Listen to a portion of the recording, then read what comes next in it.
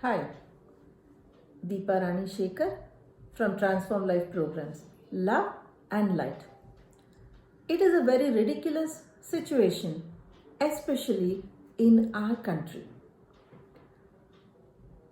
You can call the Honorable Prime Minister a terrorist and get away with it. Ridiculous, isn't it? You can call the Home Minister a terrorist and get away with it. You can call a patriotic organization like NSS a terrorist and get away with it. Then who can be not called a terrorist? You cannot call a terrorist a terrorist. Ridiculous, isn't it? Now let's look at how the world is handling the pandemic crisis. There are many countries which have reacted in different ways.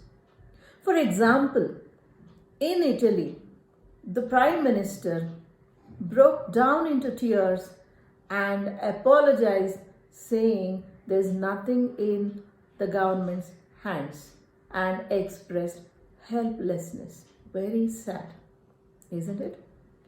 And one of the most powerful countries, like the USA, the president has asked the citizens to be prepared to die. That is a kind of heightened appeal of helplessness. Then look at UK. The Prime Minister himself is in the ICU.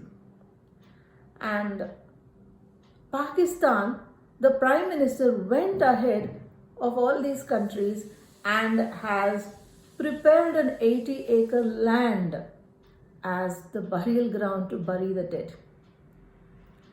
China, each day, the information that is coming about China is getting shadier and shadier. 2.5 million mobile users' numbers are switched off or not reachable. What does this imply? The death rate that has not been revealed to the world. So amidst all this, look at our own Prime Minister, Shri Narendra Modi ji. So what has he been doing? He has not been reacting to anything. He is only into action, proactive, progressive steps to contain the pandemic. When the most powerful, the rich, the developed and supposedly progressive countries are reeling under pressure to handle the pandemic, India is sending medicines across the world. Is that not a moment of pride for us? The contribution that India can be even in a crisis. And nowhere has he said that the situation is dejected or despondent. There is no pessimism at all.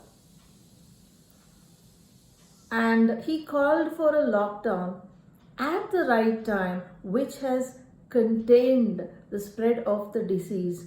But for miscreants and but for intentionally not getting into quarantine and doing things, if we follow the government directives, by now there would be countable numbers. That's all.